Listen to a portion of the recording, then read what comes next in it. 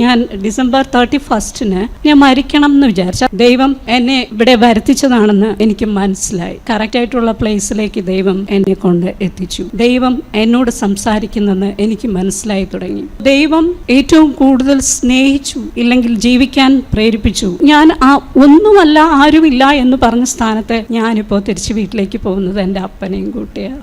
എന്റെയും നിങ്ങളുടെ ഹൃദയം കൊതിക്കുന്ന യഥാർത്ഥത്തിൽ സ്നേഹമാണ്, കാപ്പട്യമില്ലാത്ത സ്നേഹം. ഈ ലോകത്ത് സ്നേഹം കിട്ടുന്നതൊക്കെ നിറയെ കാപ്പട്യങ്ങളാണ്. എന്നാൽ നമ്മളെ സ്നേഹിക്കുന്ന ഒരപ്പനുണ്ട്, നിഷ്കളങ്കമായി കരുതുന്ന ഒരപ്പനുണ്ട്.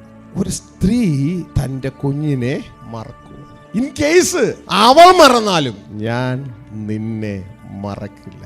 മോനെ മോളെ, നിന്നോടാ ദൈവം പറയുന്നത്. കാരണം നീ എന്നിൽ നിന്ന് പുറപ്പെട്ടതാ. അവളിൽ നിന്ന് പുറപ്പെട്ടതായതുകൊണ്ടാണ്, അവളുടെ വയറ്റിൽ നിന്ന് പുറപ്പെട്ടതായതുകൊണ്ടാണ് അവൾ മറക്കാതെ. പക്ഷെ അവളുടെ വയറ്റിൽ നീ എത്തുന്നതിന് മുമ്പ് നീ എൻ്റെ വായിൽ നിന്ന്, എൻ്റെ ഉള്ളിൽ നിന്ന് പുറപ്പെട്ടതാ.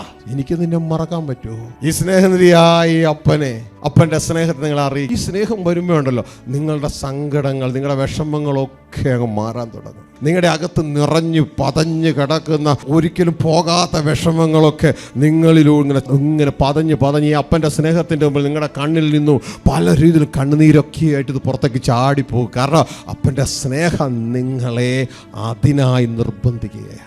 ദുഃഖിതർക്ക് ആശ്വാസമായി ദൈവരാജ്യ സന്ദേശം തൃശൂർ കൊക്കാല AEA ബിൽഡിംഗിൽ നടത്തപ്പെടുന്നു. ഏവരെയും സ്വാഗതം ചെയ്യുന്നു. ഈ അവസരം നഷ്ടമാക്കരുതേ.